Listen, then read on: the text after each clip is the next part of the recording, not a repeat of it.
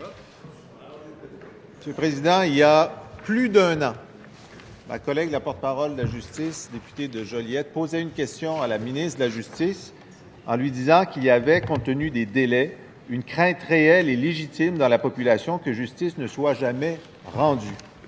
Elle disait, est-ce que la ministre peut regarder les Québécois dans leurs yeux et leur dire qu'elle n'a pas de réponse concrète?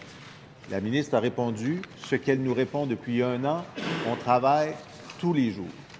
Mais ce travail n'est pas suffisant puisque dans les dernières 24 heures, chose inconnue dans le débat public, les juges en chef de la Cour supérieure ont parlé aux médias et au public pour dire que le travail de ce gouvernement n'est pas suffisant. Le juge en chef Jacques Fournier, à peu près tous les procès prévus en Cour supérieure où sont notamment entendues les causes de meurtre sont à risque d'avorter, a-t-il dit. Ce que je cherche, c'est une assistance financière. C'est scandaleux. Ça n'a pas de sens. Ça prend des juges, des salles de cours. Le juge en chef associé, Robert Pidgeon, on va avoir besoin d'aide du monde politique pour fournir des ressources.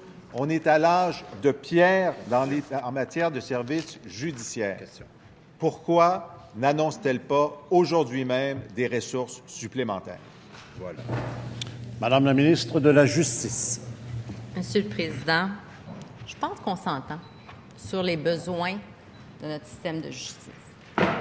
On s'entend aussi, l'ensemble des intervenants, à l'effet que des ressources additionnelles, des salles de cours additionnelles ne sont pas la seule solution. On doit aussi revoir nos façons de faire.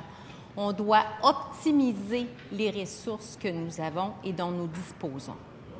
C'est un constat, la Cour suprême nous l'a dit, il y a un changement de culture qui doit s'opérer et ce changement de culture-là, on y contribue. Le juge Fournier, les demandes du juge Fournier, elles sont connues, elles ne sont pas nouvelles, peut-être qu'elles sont nouvelles à vos oreilles, à vos yeux, monsieur le chef de l'opposition. Le juge Fournier, dans le plan de la table justice, le disait et reconnaissait le besoin de ressources.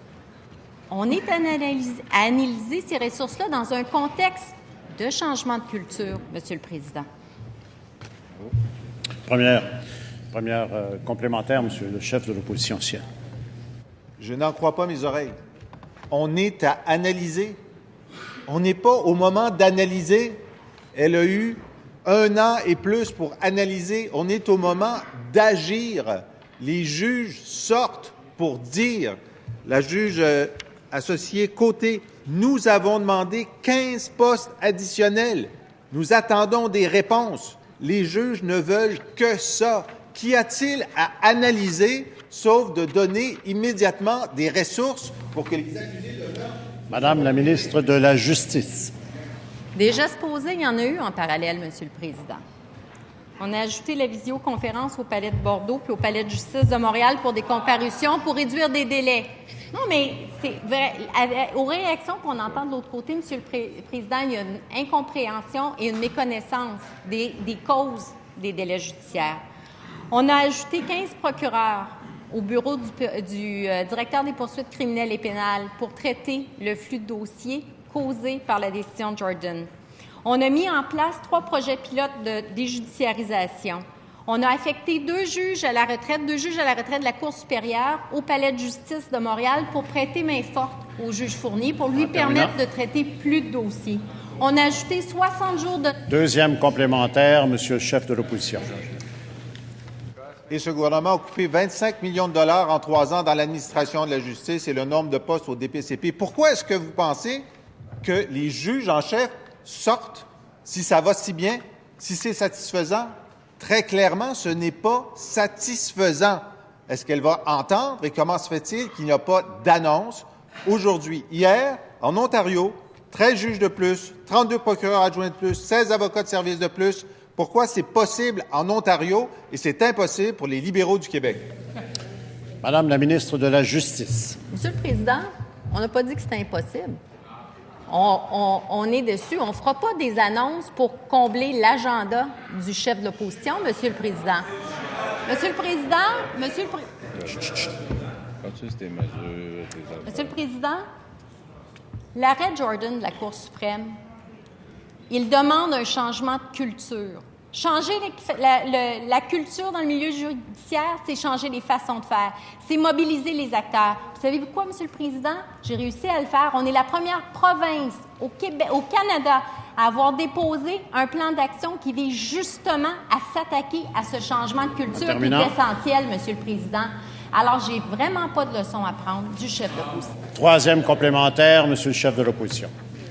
Ce gouvernement a des leçons à prendre des juges en chef qui sortent dans les médias pour dire leur incompréhension du non-réinvestissement.